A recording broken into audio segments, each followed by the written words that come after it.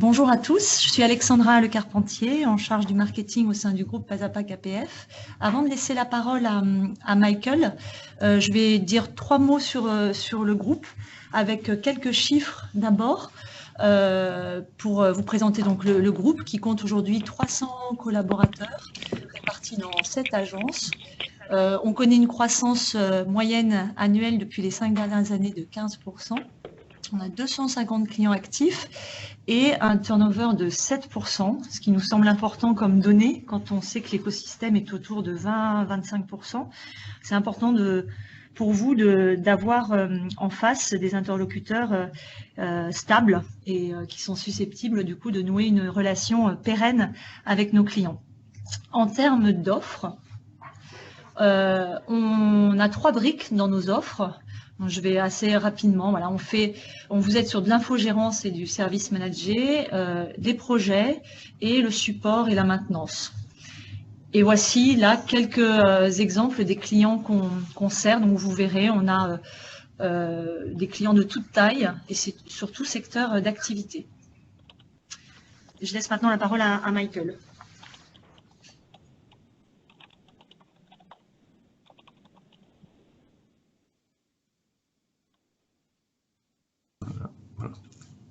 Bonjour à tous. Tout d'abord, j'aimerais vous poser une question assez simple qui est où vous êtes avec votre projet GDPR actuellement. Donc, si vous voulez bien répondre par le chat avec, on va dire 0, vous n'avez pas encore commencé, et 10, le projet GDPR, elle est achevé.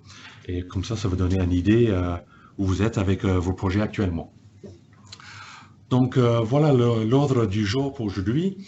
Je vais essayer de justement présenter comment nous, on conçoit GDPR.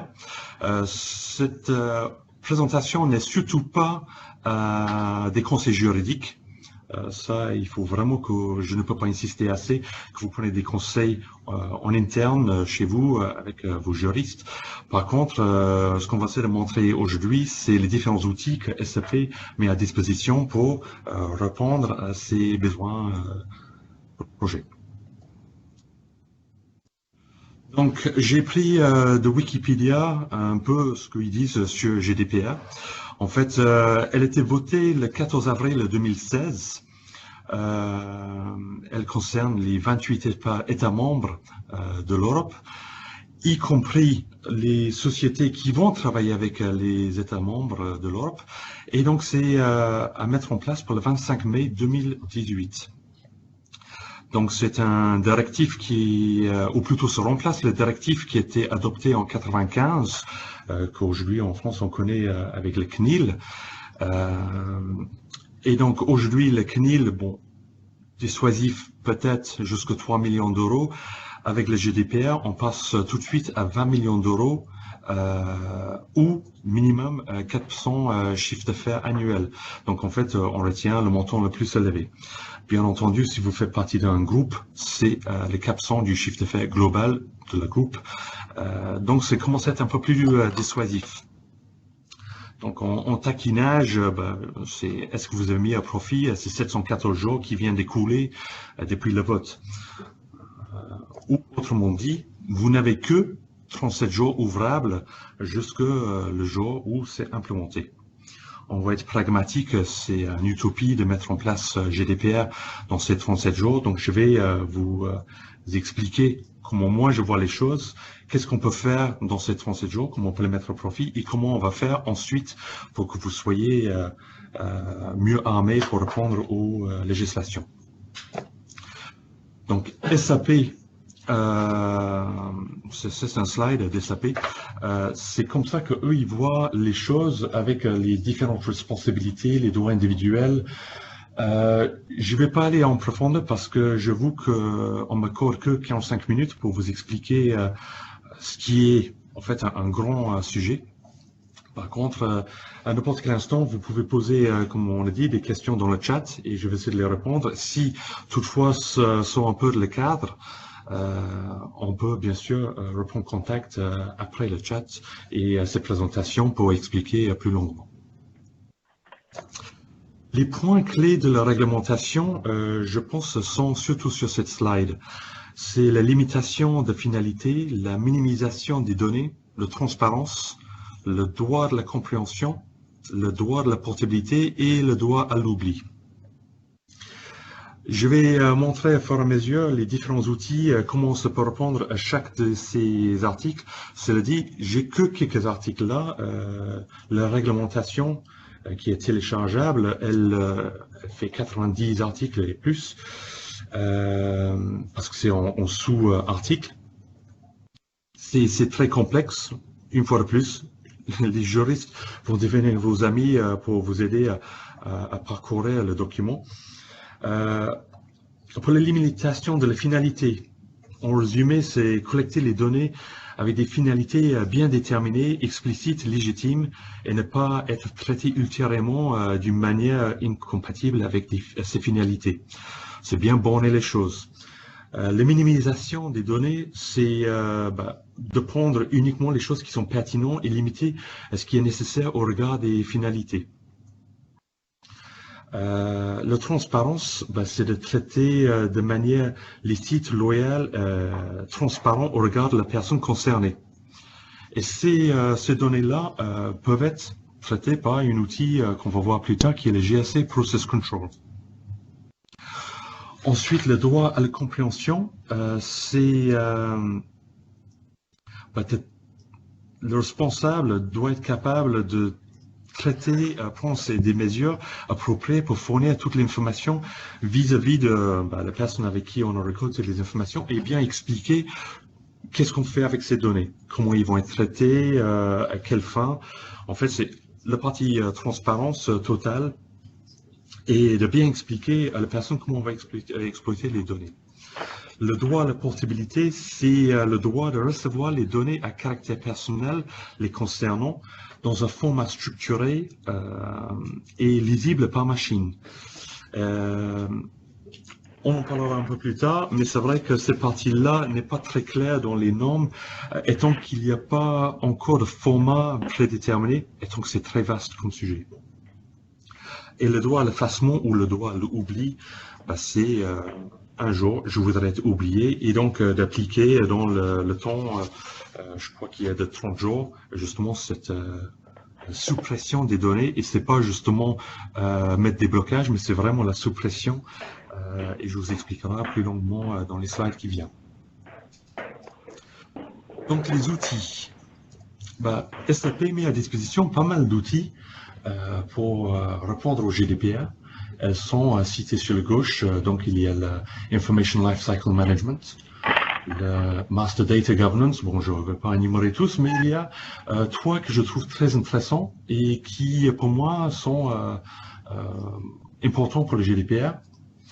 Le Information Lifecycle Management, les ILM, et le GRC Access Control et GRC Process Control.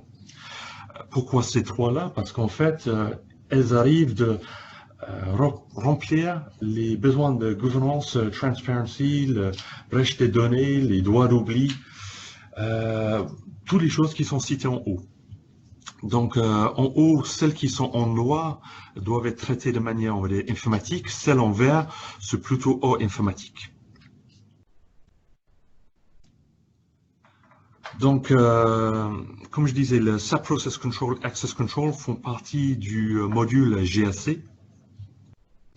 Et l'Information Lifecycle Management, c'est un brick qui est déjà installé sur un ECC6, qui n'est peut-être pas encore activé chez vous, et néanmoins qui va bien répondre aux besoins de GDPR. GDPR, vous allez me dire, est-ce que je suis vraiment concerné?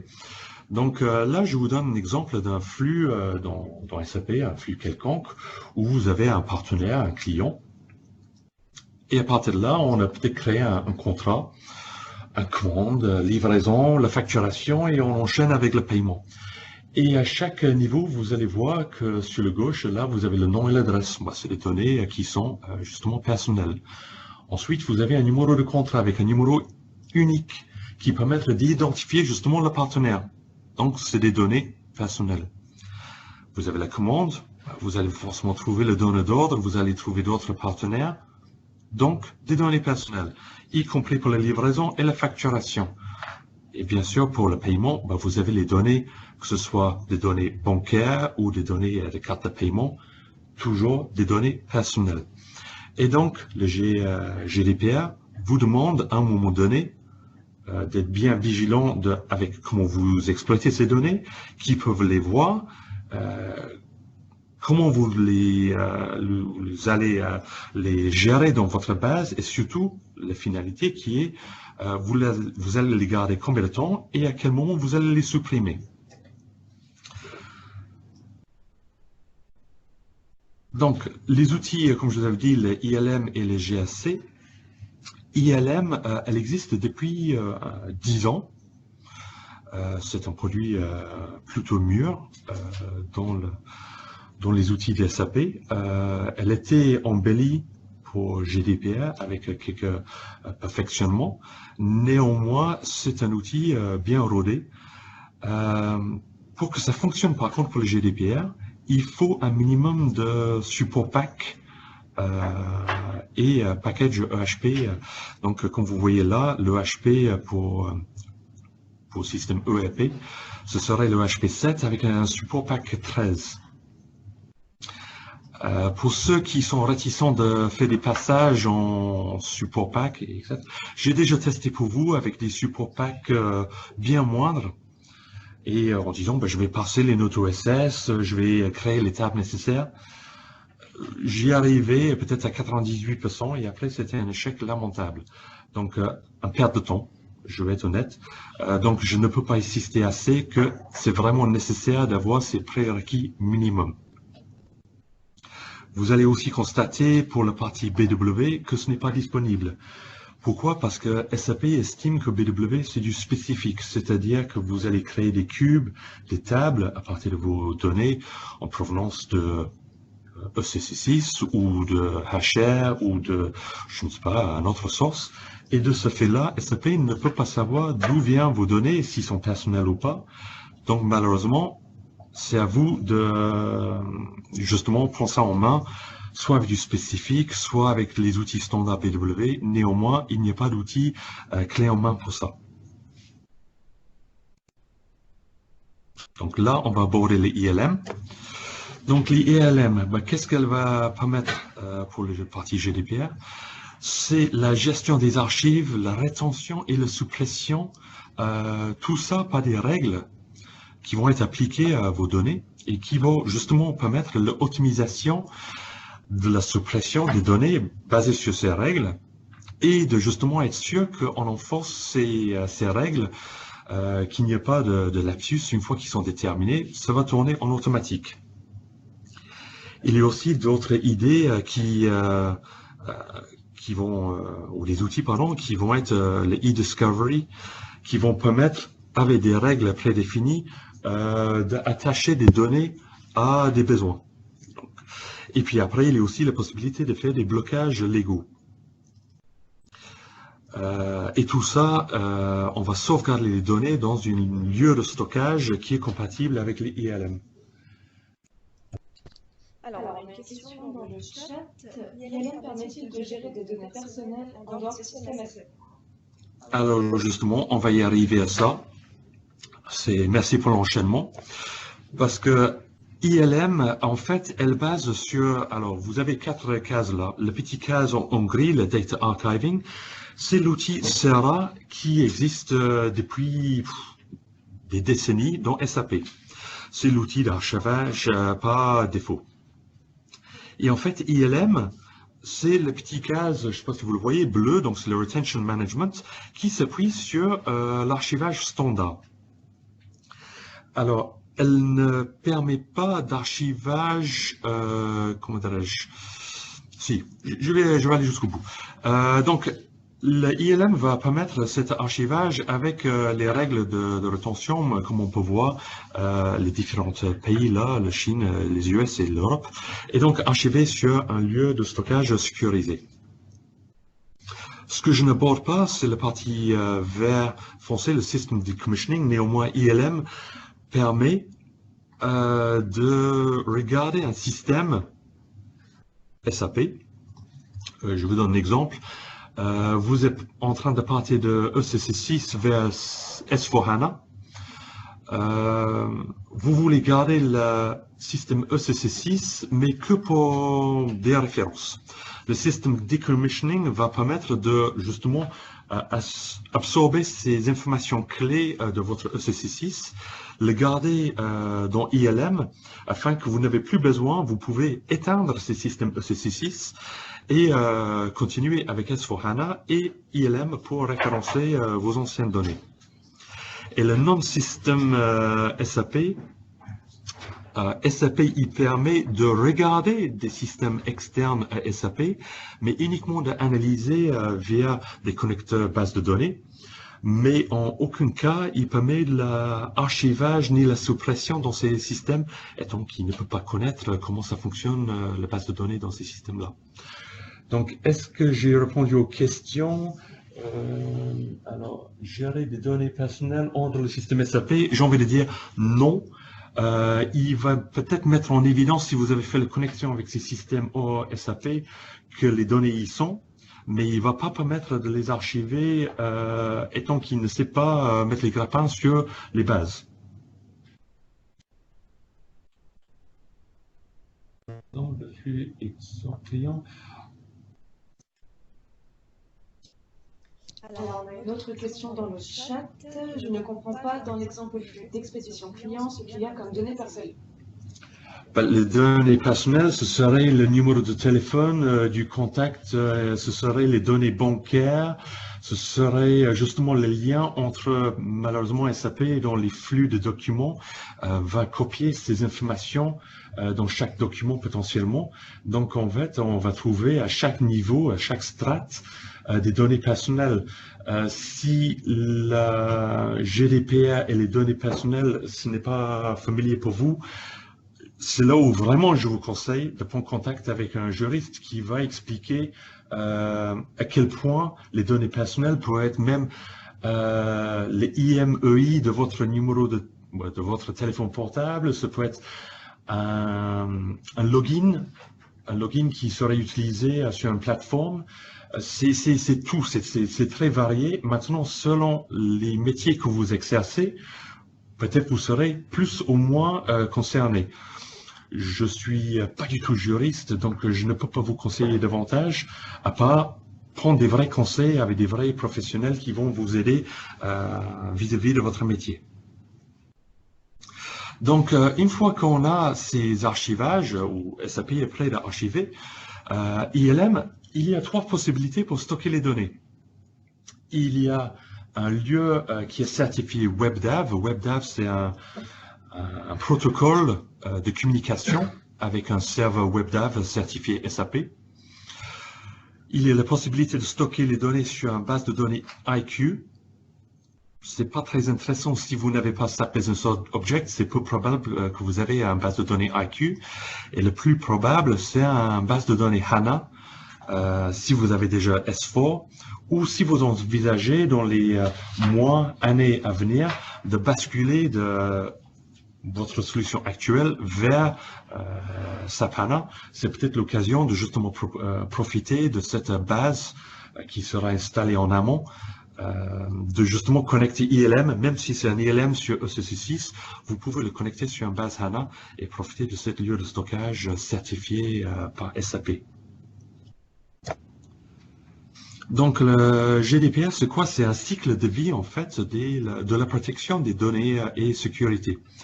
Nous allons commencer par le recueillement, l'acquisition des données, le traitement des données. Ensuite, on va enchaîner avec qui va traiter, qui va acquisitionner ces données, comment ça va être obtenu, avec quelles règles, quelles policies. Ensuite, à un moment donné, un peu de gouvernance avec la bienveillance, le monitoring et les process, comment ces données doivent être traitées. On passe par l'archivage et ensuite, bien sûr, la suppression. Et on enchaîne. Et c'est exactement ça, le GDPR. C'est un cycle de vie sans fin. Donc, bienvenue dans cette longue voyage sans fin. Nous savons où nous sommes pour le point de départ, mais il n'y a pas de point d'arrivée. Désolé.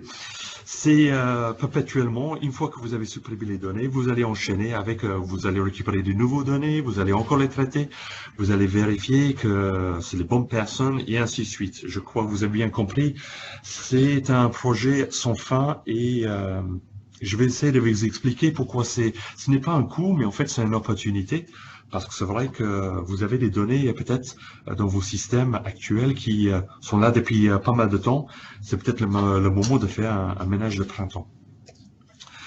Donc, on va revenir un peu sur le schéma que j'avais présenté tantôt, qui était avec la commande, la facture et le paiement.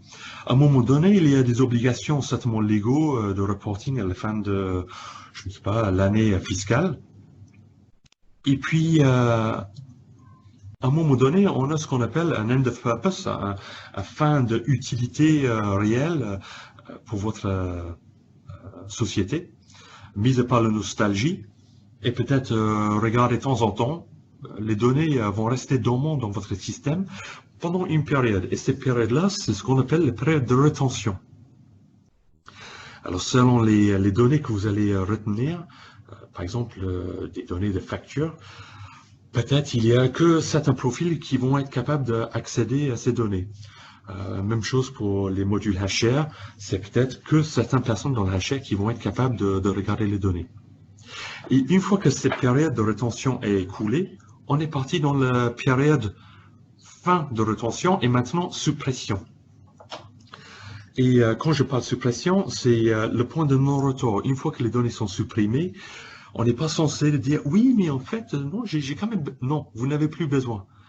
Parce que ça aussi, GDPR, le droit de oubli, une fois que les données sont récoltées, utilisées, exploitées, ils ne sont plus utiles pour vous, vous êtes dans l'obligation maintenant de les supprimer. Et donc, ces périodes-là sont à déterminer pareil avec vos équipes en interne, avec les juristes, sur quel délai de rétention pour, je ne sais pas, un facture, un avis de livraison, un avis de paiement, un bulletin de salaire. C'est à vous de voir, selon le contexte, qui serait un bulletin de paie en France, serait retenu peut-être à vie, un bulletin de paie dans un autre pays, ce serait retenu 5 ans. Pareil, un facture en France, 5 ans, en Allemagne, que sais-je, 7 ans, 10 ans. Tout ça, c'est faisable, je vous expliquerai dans la suite. Donc justement, pas des règles de rétention. Vous pouvez définir, selon les pays, selon les contextes, peut-être même pour le même pays, des règles différentes. Ce qui va permettre justement cette flexibilité de rétention et de suppression avec l'outil ILM. C'est dans l'exemple qu'on voit là, pour les US, vous allez avoir une date d'expiration qui serait plus que l'Europe et beaucoup moindre que la Chine. Une fois de plus, c'est des données fictives, j'en sais absolument rien. Est-ce que j'ai dit qu'il faut prendre des conseils avec les juristes? Si je ne l'ai pas dit assez de fois, à la fin, vous allez comprendre que le juriste va devenir votre meilleur ami lors de cette aventure. Donc, on va prendre un exemple des documents financiers, par exemple pour la France et l'Allemagne. J'aurais pu aller jusqu'au niveau fournisseur pour faire des règles pour un fournisseur précis. Dans le cas là, je ne trouve pas très utile. Je veux dire pour tous les fournisseurs pour la France, à la fin de l'année fiscale, donc en France 31/12/2000, on va dire 18 pour nous, 7 ans de rétention minimum pour ces documents financiers. Une fois de plus, c'est fictif. Et pour l'Allemagne, j'ai dit, tous les fournisseurs, fin d'année fiscale, 10 ans d'année de rétention. Alors, pour ceux qui sont un peu plus curieux, la façon que c'est stocké dans les ILM, donc sur cette lieu de sauvegarde sécurisé, en dessous, vous allez voir que vous avez un objet d'archivage qui s'appelle FI document.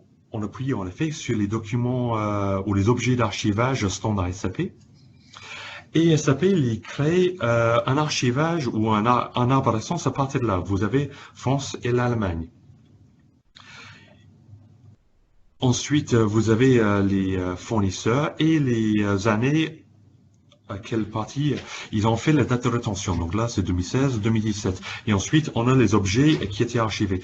Tout ça pour dire que si la législation change et qu'en France, ça passe de 7 à 10 ans, SAP a cette flexibilité de changer les règles, les appliquer sur les objets déjà archivés et que vous êtes toujours en maîtrise de vos données. Il y a quelques spécificités néanmoins pour la partie HR. Donc en fait, HR, il y a beaucoup d'objets qui sont soit internationaux, soit nationaux. L'exemple des objets internationaux, ce serait les résultats de paye, je ne sais pas, les adresses, les familles. En France, les objets nationaux, ce serait peut-être l'infotype 424, les arrêts de travail ou les bordereaux de IGSS. Donc SAP, pas de problème, il gère ça parfaitement. Et donc, j'ai vu en dessous, il y a le Time Dependent Authorization, comme je vous avais dit avant. Selon les objets, on est capable, pour la partie HR, d'avoir plusieurs rôles qui va permettre, peut-être le responsable de paye, d'avoir un peu plus de latitude que le simple employé de paye. Et le responsable HR, encore plus d'informations, et le responsable des données, en général, pour le GDPR, encore plus de droits. Donc, il y a plus de degrés d'autorisation et justement, dans le GDPR, c'est important de ne pas sous-estimer cette partie qui sera très importante pour bien respecter qui a le droit de traiter quoi et qui a le droit de visualiser quoi. Toujours en HR, il y a deux nouveaux infotypes. Le 283 qui sera alimenté en automatique par ILM, qui va donner une traçabilité parfaite de l'archivage et destruction des données. L'objet qui était détruit, l'objet qui était archivé, qui, quoi, quand, qu'est-ce, tout est tracé, et ce qui sera très apprécié par justement les auditeurs quand ils vont poser des questions. Il y a un autre infotype, le 3246, qui sera utilisé pour justement bloquer la destruction en cas qu'il y a un litige sur un matricule. Et justement là, je cite que justement, on peut mettre un petit note style voie document XXX ou voie tel classeur ou telle instance en cours. Et justement, ça peut mettre cette traçabilité une fois de plus. Maintenant, on va aborder l'outil GRC. Donc, le GRC, comme je vous avais mentionné en amont, c'est plusieurs modules qui sont disponibles. Lesquels qui nous intéressent sont les Process Control et Access Control. Donc, Access Control, c'est quoi? C'est un outil qui va permettre l'analyse, en tout cas pour GDPR, des utilisateurs et des rôles avec des accès sensibles ou critiques. Ça va permettre de catégoriser justement ces rôles et de mieux les définir pour être sûr qu'on ne donne pas trop d'informations aux personnes. Et donc justement d'incorporer ces règles dans les formations et quand on les assigne sur les nouveaux employés, d'être sûr que la bonne personne a le bon rôle. Alors vous allez peut-être me dire, oui, mais on a déjà ça avec le PFCG. Certes, on peut faire beaucoup de choses avec les outils natifs de SAP. Néanmoins, avec Access Control, vous avez obtenu un reporting accru qui va permettre de sortir très rapidement les rôles ou les profils qui étaient créés et de définir aussi qui fait quoi. On en parlera plus tard, mais est-ce que vous êtes capable de me dire qui a tous SAP pour SAP nu tout de suite ou qui a quitté la société récemment et qui n'a pas justement, ou plutôt on a oublié de résilier le compte. Alors, question dans le chat. Sachant qu'un contrat des personnes morales et qu'une commande est passée au nom d'une société, le contact présent dans une fiche client justifie-t-il à lui seul l'inscription du traitement dans le registre? Je pense que j'ai le droit de joker une fois de plus. J'ai envie de dire peut-être, ou pas, ou je ne sais pas. C'est vraiment le juriste est votre meilleur ami pour ce genre de questions. C'est beaucoup trop précis parce qu'une fois de plus, ça dépend. on va faire une réponse de Normand. Ça dépend le contexte de votre métier, selon si vous êtes concerné ou pas. Alors, pour revenir à l'Access Control, justement, Access Control va permettre de poser ou répondre aux questions. Qui sont nos utilisateurs? À quoi ont-ils accès? Comment ils ont eu les accès? Parce que ce suffit qu'il y a un qui ne voit pas le mal de donner accès à un autre, parce que bon, peut-être c'était nécessaire. Et comme c'est marqué en dessous, peut-être exceptionnellement pour une mission, les accès ils ont été fournis, mais néanmoins pendant les vacances, une fois que les vacances sont finies, il faut retirer ces accès, les personnes sont revenues, et une fois les accès est perdu, et puis c'est que par pur hasard on découvre que Pierre-Paul Jacques ils ont toujours les accès qu'il ne faut pas. Et donc comme je disais, ma préférée c'est pourquoi il y a encore un accès pour quelqu'un qui a quitté la société depuis longtemps. Donc Access Control aussi va permettre de répondre aux séparations des tâches. Je ne vais pas plus loin dans ça, mais vous pouvez imaginer dans la finance, le compte général, le compte fournisseur, le compte client, c'est un peu malsain d'avoir la même personne qui fait les trois rôles. Et donc, justement, un auditeur va vouloir voir que justement c'est bien géré. Et si c'est pas exactement comme ça, au moins expliquer comment ça se fait qu'un tel peut avoir une partie de le compta qui empiétine sur une autre partie. Ensuite, nous avons le GRC Process Control. Donc, le Process Control, c'est beaucoup plus la formalisation des process et va devenir vraiment l'ami du DPO, le Data Protection Officer, ou un auditeur, parce que c'est parmi les premières choses qu'il va vouloir voir. Là, vous avez un capture d'écran d'une console web du Process Control, et qui va permettre justement de bien voir à un clin d'œil les process qui sont en place, documenter ces process, assurer que les process restent en conforme, parce que justement quand vous allez faire des audits, vous allez être capable de sortir ces documents, aller voir sur le terrain, est-ce que ces process sont bien respectés? S'ils ne sont pas, bien sûr, corriger le tir, et évaluer et de maintenir des traçabilités de justement ces process, ces évaluations. Même si vous allez dire, oui, mais je peux faire ci dans Excel, dans un bloc-notes ou avec un post-it dans un classeur. Oui, vous pouvez le faire. Si vous le faites bien, tant mieux. J'en ai fait, j'en ai été auditeur aussi pour l'ISO 9001 à l'époque. On avait des classeurs, beaucoup de classeurs, et chercher les informations, on passait aussi beaucoup de temps. Or là, SAP met à disposition un outil qui va permettre justement cette traçabilité suivie. Et je pense que quand vous êtes audité, ça va être fortement apprécié par justement les auditeurs, que vous êtes capable de montrer rapidement que vous maîtrisez ce que vous faites.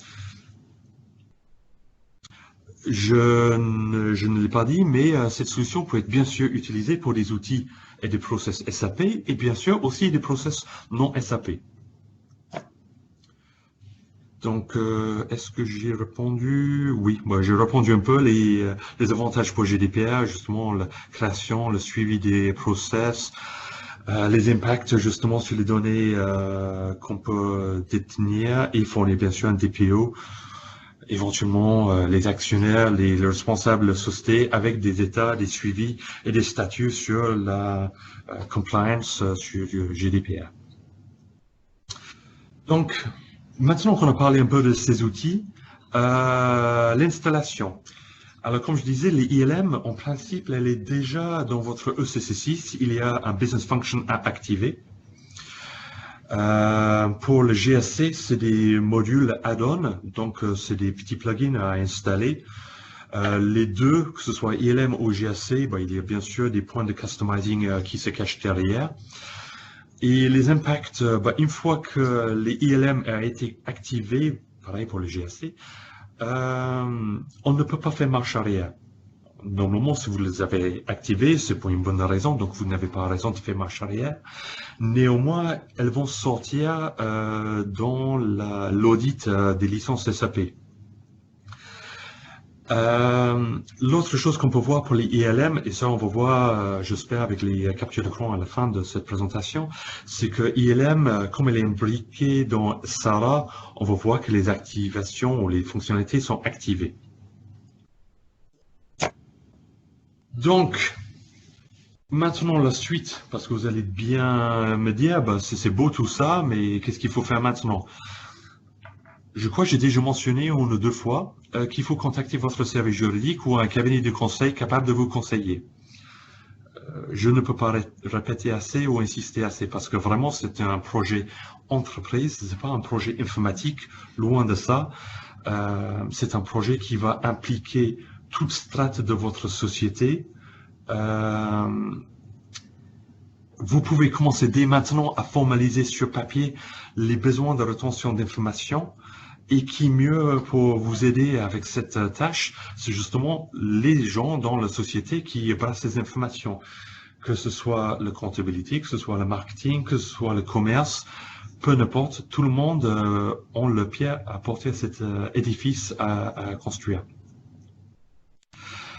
Une fois que vous avez connaissance de ces données, c'est de consigner l'intégralité des process métiers qui exploitent ces données et qui les exploite et comment ils sont exploités.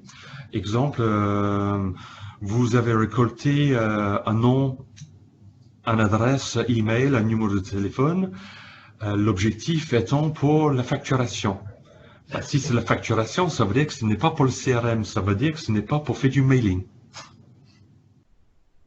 D'accord? GDPR est très clair sur ça, c'est que vous récupérez les données pour un objectif et un objectif seul. Si vous voulez changer cet objectif, à vous de reprendre contact avec la personne et récupérer son accord de nouveau. Il y a surtout ne pas négliger l'importance de la sensibilisation et la communication interne ou externe. Interne, ben, c'est de parler avec vos équipes, de sensibiliser tout le monde. Ça peut être de repartager cet webinaire avec eux, libre à vous, ou en externe, d'insérer dans vos contrats avec vos partenaires, justement le fait que vous allez garder des informations sur eux et comment vous allez exploiter ces informations. D'accord? Et le dernier point, et ça je ne peux pas sous-estimer, vraiment, il ne faut pas sous-estimer, c'est la complexité des travaux d'effacement. La suppression dans SAP, ce n'est pas quelque chose à prendre léger. Ce n'est pas à dire que c'est compliqué en soi, mais ça veut dire que vous avez plein de règles à déterminer et c'est là où on peut vous conseiller pour la partie mise en place de ces rôles, comment ça va faire, mais c'est surtout de prendre conseil avec vos juridiques pour justement les dates de rétention, les périodes de rétention et suppression. Et là, pas à pas, KPF, bien sûr, pour vous aider à vous conseiller sur ces, bâtir ces rôles, bien sûr, dans ILM, et vous aider à peut-être à travailler avec les juristes et vos gens en interne, comment ça peut être bâti. D'accord ? Là, j'arrive à la fin, donc merci d'avoir écouté cette partie du webinaire. Maintenant, je vais enchaîner avec quelques... c'est une présentation que j'avais faite, mais juste avant ça, il y a peut-être encore des questions. Et après, je vous montrerai des captures d'écran de ce qu'on a pu faire dans ILM pour peut-être satisfaire votre soif d'information. Oui, on a une question. Doit-on obligatoirement effacer les données ou peut-on seulement les anonymiser? Alors, la suppression est obligatoire après la période de rétention. Néanmoins, c'est une excellente question. Si vous allez copier vos données sur une machine de qualif ou une machine de développement, bac à sable, peu importe, elles doivent être anonymisées. Ça enchaîne avec, vous allez faire des sauvegardes. Si vous faites un backup des données, vous avez l'obligation, pareil, de supprimer les données depuis la sauvegarde. Donc, si quelqu'un fait un backup fin d'année annuel et à un moment donné, vous allez le restaurer sur une machine de qualif, partiellement, il faut supprimer les données, mais également, vous avez l'obligation de les anonymiser s'il y a des profils. Par exemple, sur un qualif où vous avez un sapeur ou sapenu qui balade un peu trop, eh ben oui, ben non. Donc, il faut anonymiser les données également. OK. Donc, voilà la démonstration que je vais faire. Donc, voilà un peu quelques transactions ILM. Donc, comme vous pouvez constater, il y a des nouveaux qui commencent par ILM. Il y a quelques-uns qui sont le CVP. Donc, ça concerne surtout les business partenaires. Et donc, blocage des business partners ou de voir comment les business partners sont utilisés. Mais essentiellement, et ce n'est pas la totalité des nouveaux transactions. Donc, oui, c'est un sujet assez complet à mettre en place.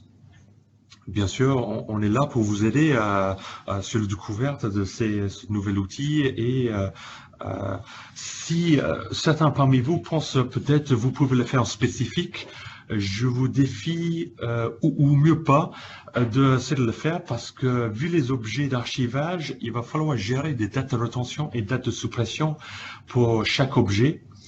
Ça veut dire que vous allez tourner en automatique ce spécifique en espérant qu'il n'y a pas de loupé, c'est-à-dire que vous allez bien sûr appliquer tous les notes OSS pour être sûr qu'il n'y a pas de loupé. Franchement, ce serait dommage. Étant que ILM est fourni gracieusement par SAP, si vous l'utilisez dans le cadre du GDPR, je dirais c'est vraiment dommage que vous n'allez pas utiliser cet outil-là. Ensuite, il y a la transaction, donc c'est un petit capture pour les lieux de stockage. Donc là, j'ai géré 2 lieux de stockage. J'ai les ILM Store, donc c'est un Data Vault que j'ai créé dans une base HANA. Et ensuite, je vais créer un deuxième Data Vault, donc un lieu de stockage, qui était connecté par un WebDAV. Donc, c'est juste pour montrer que vous pouvez avoir multiples lieux de stockage, peut-être un lieu de stockage dédié pour la partie RH, un lieu de stockage dédié pour la partie fiscaux et un autre lieu de stockage pour toutes les autres données. Quand on parle d'archivage, vous pouvez bien sûr archiver les objets SAP, mais rien n'empêche d'archiver aussi les documents produits par SAP tels que les bulletins salaires, les bordereaux de livraison, les avis de paiement, tout document qu'aujourd'hui peut-être vous n'utilisez même pas. Néanmoins, ce pourrait être intéressant pour faciliter justement cette traçabilité dans SAP. Une fois que les objets sont archivés, c'est peut-être plus facile pour vous de gérer les objets, entre guillemets, PDF archivés dans ILM. Une autre question, ILM est-il déjà utilisé en production par une société en Europe utilisant SAP pour ses besoins GDPR? Alors oui, il y a des sociétés qui utilisent ILM déjà en Europe pour l'utilisation dans le cadre GDPR. Je vais être très honnête avec vous, pas chez PASAPA KPF aujourd'hui. Je sais que SAP a déjà mis ça en place. Donc oui, ça fonctionne. Voilà. Néanmoins, nous avons chez PASAPA KPF une démonstration fonctionnant, qui fonctionne de A à Z avec les différentes modules concernés, avec les objets d'archivage. Et donc, je vous invite de prendre contact avec vos commerciaux pour qu'on puisse discuter davantage et je puisse vous montrer chez vous ou à distance comment j'ai pu mettre ça en place et développer davantage ce qu'on peut faire pour vous. Donc voilà, donc comme je vous ai dit, plusieurs lieux de stockage ou pas, vous pouvez tout mettre dans le même. Ensuite, voilà, ça c'est un écran assez sympa qui justement montre les règles ILM par pays. Donc, alors, comment je vais vous expliquer ça? Si. Alors, on va utiliser quelques gadgets. Alors, j'espère que vous voyez là vous avez l'objet ou l'objet SAP. Donc, c'est le FI document. Donc, ça c'est un objet connu par Sarah pour l'archivage. Et donc, sur cet objet, qu'est-ce que ILM donne en plus? C'est que là, j'ai pu définir ici des règles supplémentaires. Donc là, j'ai une règle qui est pour la France et pour aussi le code de société. Donc là, pour le code de société, je ne l'ai pas défini parce que je voudrais que ce soit pour tous les sociétés ou oui, tous les sociétés qui sont liées à la France ou toutes les sociétés liées à l'Allemagne. Et puis à partir d'ici, j'ai les durées de conservation. Ah zut. Voilà, les durées de conservation qui sont définies. Oups, voilà. Donc ici, donc avec les durées de conservation maximum. Donc c'était un peu la question qui était posée, qui était est-ce que je suis obligé, s'il y a des durées de conservation, vous pouvez les garder au-delà. Et donc c'est minimum 3 années pour la France et maximum 10 années. Donc ici, je peux définir année. Et puis à partir de quand, ben, c'est la fin de l'année. Alors ça peut être fin de l'année ou fin de l'année fiscale. Pareil, il y a plein d'options là. Et pour l'Allemagne, juste pour montrer, j'avais fait 60 et 300 mois. Pareil, à partir de la fin de l'année. Il y a toutes les possibilités, beaucoup de flexibilité pour justement gérer cet archivage. Cet écran-là va vous montrer comment ILM s'imbrique avec SARA. Donc ça, c'est la transaction SARA. Et donc là, on voit que sur le bouton Customizing, j'aurais eu ces petits plus qui est le service d'archivage ILM, que ce soit à distance ou en local. Donc en local, ce serait dans une base de données. À distance, ce serait une connexion HTTP, HTTPS dans un lieu de stockage. Et également, je vois qu'elle a été activée parce que j'ai maintenant ici la possibilité de faire un ILM browser et je peux analyser directement dans le lieu de stockage les archives qui ont pu être produites par l'archivage. Donc, si vous êtes toujours... allez-y, il y a une question. Oui, alors il y a une question. Notre société a reçu fin 2007 un courrier concernant le RGPD de la part de la Direction régionale des entreprises, de la concurrence, de la consommation de travail et de l'emploi. Sommes-nous les seuls à avoir reçu ce courrier? Donc, je pense que c'est une question qui s'adresse un petit peu à tout le monde. Non. De notre côté, on n'a rien reçu. Je ne sais pas si... Non. Oui. Oui, on dirait. Je pense que, bon, c'est une fois de plus, c'est un courrier. Alors, est-ce que c'est... je serais aussi un petit message de vigilance. GDPR ou RGPD, c'est très à la mode. Vous allez voir dans les semaines à venir. Soyez vigilants des sociétés qui essaient de vendre une solution magique qui peut répondre au GDPR. SAP, Microsoft, Sage et j'en passe. Ça n'existe pas. Ce serait un mensonge de dire qu'on est capable de faire, nous, pas à pas, une solution et un passe-partout. Nous, on est spécialistes en SAP. On va vous montrer des outils dédiés SAP qui peuvent bien répondre à SAP. On peut vous montrer l'ILM. En effet, il peut regarder dans d'autres outils, mais il ne peut pas faire du archivage. Pour vos autres outils, il va falloir aussi prendre des conseils sur vos outils avec vos prestataires ou en interne. Pour ça, faut être très clair. Il y aura des mails, des sollicitations en disant qu'il y a des solutions miracles. Soyez très très vigilants et une fois de plus, vérifiez avec votre juridique que vous êtes bien dans le cadre et que ce n'est pas tout et n'importe quoi. Cela dit, votre document pour les questions, non, nous n'avons pas eu. C'est un peu hors sujet pour notre webinaire, mais vérifiez quand même que ce soit bien fondé. Et si c'est le cas, essayez de répondre, bien sûr, à la direction. Donc, j'enchaîne. Pourquoi vous devrez prendre conseil pas à pas? Parce que c'est pas aussi simple que ça. Je vais vous montrer un exemple où vous voudrez archiver les documents de vente. On ne peut pas juste archiver les documents de vente tant qu'on n'a pas archivé les documents en amont. Donc en fait, c'est tous ces documents ici. Alors j'ai pris le document de vente parce que c'est assez parlant. Avant le document de vente, on peut avoir un document d'achat parce qu'on a peut-être procuré des marchandises.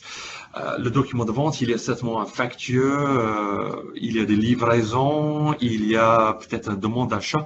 Bref, tout ça, ça doit être archivé avant que je puisse archiver le document de vente. Donc, il y a un certain hiérarchie à respecter. On ne peut pas faire tout et n'importe quoi. Dans tout cas, le système ne va pas le permettre. Il va dire, j'avais pas de document de vente à archiver. Pourquoi? Parce qu'ils sont bloqués pour une raison de, il y a encore une livraison où il y a un document d'achat qui n'a pas été encore réceptionné parfaitement. Bref. Là, on va vraiment vous conseiller comment libérer les livraisons, finaliser les documents d'achat, peu importe, pour y arriver d'archiver les documents de vente et que vous soyez en conformité. En suivant, c'est bloquer les clients et les fournisseurs.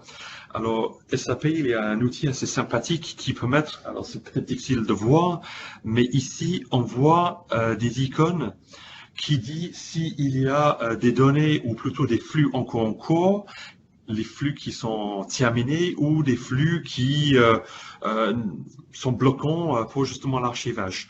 Donc, il y a des outils dans SAP, une fois qu'ils sont bien paramétrés, qui vont faciliter la vie et permettre de, je ne veux pas dire ordonnancer, parce qu'il y a quand même un peu d'interaction forcément avec les métiers, néanmoins de simplifier la tâche pour que justement que ce ne soit pas trop un fardeau.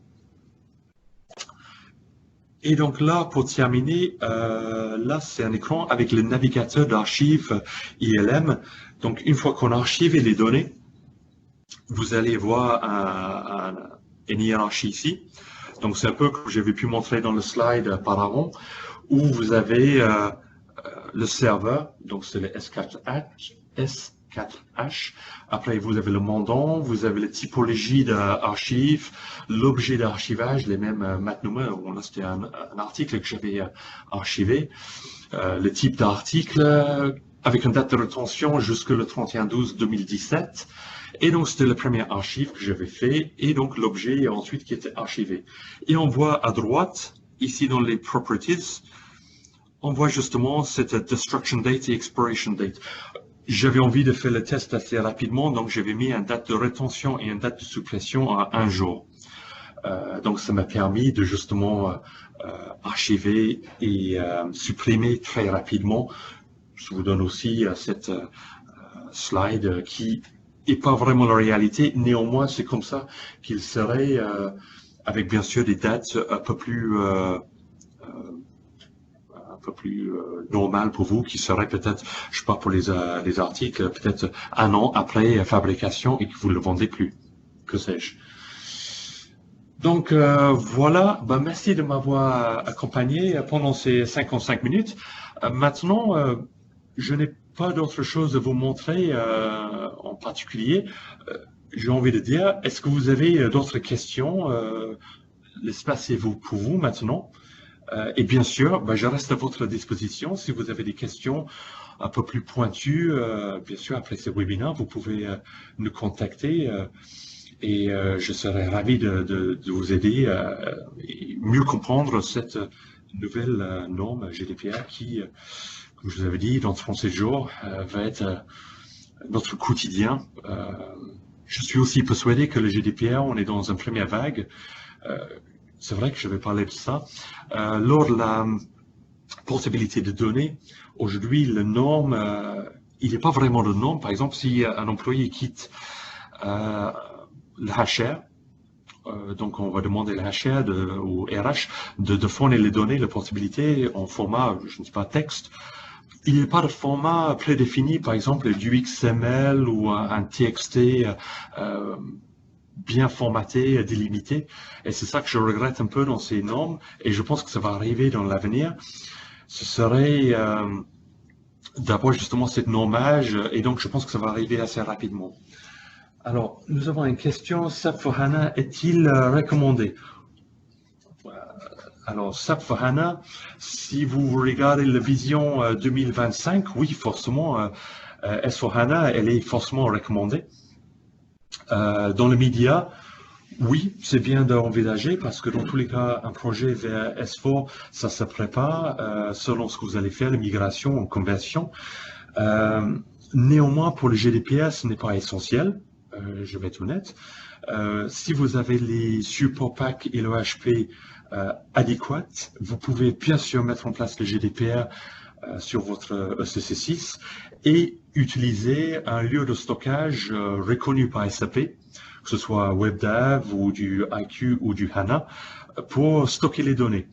Bien sûr, si vous avez un projet en cours ou vous envisagez dans les mois, années à venir, je vous conseille vivement de peut-être avancer et si nous allons faire un POC pour vous, pour prouver que S4HANA, c'est la bonne solution pour vous, vous allez avoir une base de données HANA. Et donc, rien n'empêche, pendant que cette développement, ce bac à sable est en cours, qu'on puisse utiliser cette base pour créer un lieu de stockage sécurisé pour les ILM. Donc, ça peut être l'opportunité de profiter de ça.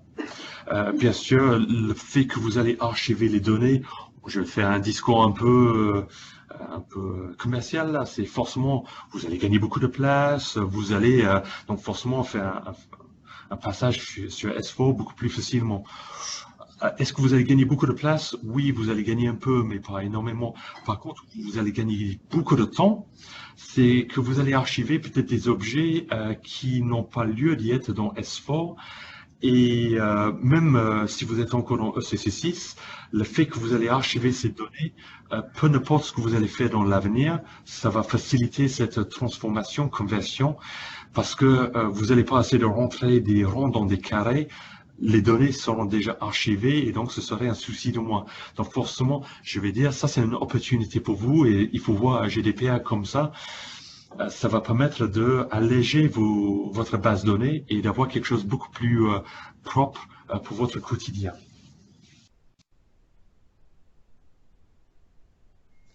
Alors, une autre question, a-t-on encore le temps de se mettre en conformité si on n'est pas au bon niveau de SP alors qu'il y a un gros travail tant fonctionnel que technique? Comment dirais-je, avec beaucoup d'humour britannique, je vais dire ça va être un challenge compliqué. Alors, vous avez 37 jours. Vous allez mettre en place des SP. Je pense avec vos tests unitaires et tout ça, non, c'est une utopie. On va être pragmatique. Ce qu'il faut que vraiment vous êtes capable de démontrer dans les 37 jours, c'est que vous êtes en train de regardez quelles données vous avez, qu'est-ce que vous exploitez comme données, d'où elle vient. C'est un peu ce que j'avais cité en amont, le provenance. Le provenance et comment ils sont exploités et qui les exploite.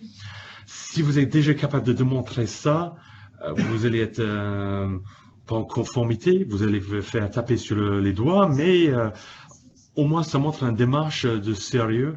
Mais une fois de plus, c'est un jeu qui va vous dire à quel point vous êtes exposé. Est-ce que vous êtes exposé tout de suite? Non, parce qu'à partir du 25 mai, même si on vous demande de supprimer les données, vous avez 30 jours de supprimer et communiquer à la personne qui a demandé. Néanmoins, c'est jamais trop tard pour enchaîner et mettre en place ces projets immédiatement. Donc, je vous invite de prendre rendez-vous avec vos commerciaux, prendre contact et c'est vrai que si vous demandez tous de faire des projets de montée de version et mettre en place ILM et GAC, nous serons ravis, mais vous n'allez pas l'avoir dans les 37 jours. Même si on est capable de le faire, il faut être honnête, vous avez des tests à faire aussi en interne, vous n'allez jamais arriver. Il faut mobiliser beaucoup de ressources en interne chez vous. Comme je vous avais dit, c'est un projet entreprise, c'est pas un projet informatique, c'est pas un projet DAF, c'est un projet entreprise et donc vraiment essentiel que tout strate de la société soit impliqué. Une autre question, vous avez indiqué ILM une fois activé remontera dans un audit licence. Vous avez aussi indiqué que dans le cadre de la GDPR, SAP autorisait son utilisation. Est-ce que cela veut dire que son utilisation n'est pas soumise à licence? Alors, est-ce que c'est pas soumis aux licences? Ça, je serai moins catégorique. SAP, il permet, dans le cadre du GDPR, d'exploiter ILM. C'est-à-dire, vous avez le droit d'activer ILM et d'utiliser les modules ILM pour les dates de rétention, des dates de suppression. Maintenant, ILM est capable de faire beaucoup plus que du GDPR, et fort heureusement. Cette partie-là, me semble, est soumise à une licence SAP, donc payant. Par contre, la licence SAP qui est, on va dire, octroyée dans le cadre du GDPR, non, ça c'est fourni gracieusement par SAP, mais vraiment en exploitation de la date de rétention, date de suppression et l'archivage, comme je vous avais expliqué, par ILM sur un lieu de stockage sécurisé. Bien sûr, si vous voulez plus d'informations, des détails, nous sommes là pour vous aider justement débattre avec SAP dans quel contexte vous voulez utiliser ILM et comment vous serez assujetti. Mais bien sûr, oui, ça va sortir dans la licence, plutôt l'audit des licences, mais à la même hauteur que si vous faites un audit licence, il va dire bah, vous avez fait autant de documents de livraison, vous avez fait autant de documents de vente, et il y a plein de choses qui sont dans cette traçage, y compris, vous allez voir, les ILM. C'est pas pour autant qu'il va vous faire payer une licence supplémentaire. Comme je vous avais dit, il faut vraiment qu'on regarde ensemble comment vous allez l'exploiter. Mais si ce n'est que pour le GDPR, non, c'est gratuit. Une autre question, vous avez parlé d'anonymisation pour les environnements de test. Y a-t-il des outils standards pour cela? Alors, standard, non. Il existe des produits sur le marché avec lesquels j'ai pu regarder avec beaucoup d'intérêt comment ça fonctionne. Donc, il existe des outils, mais ce n'est pas des outils standards SAP. C'est des outils, on va dire, add-on. Et donc, bien sûr, assujettis à des licences par ces sociétés qui ont créé ces outils. Néanmoins, c'est des outils, celles que j'ai pu voir, très intéressants. Par exemple, l'anonymisation des données RH, pour pas citer, on remplace Pierre par Paul, on remplace le numéro de sécu 170 par 159. On remplace la date de naissance par une date de naissance quelconque, mais en fait, ce que je veux dire, c'est que un matricule masculin reste masculin, féminin, avec un objectif que si vous faites des tests, les tests restent cohérents et justement que c'est pas tout et n'importe quoi comme ça quand vous faites vos reporting, même si c'est anonymisé sur la machine de qualif ou de développement, néanmoins c'est cohérent pour vous.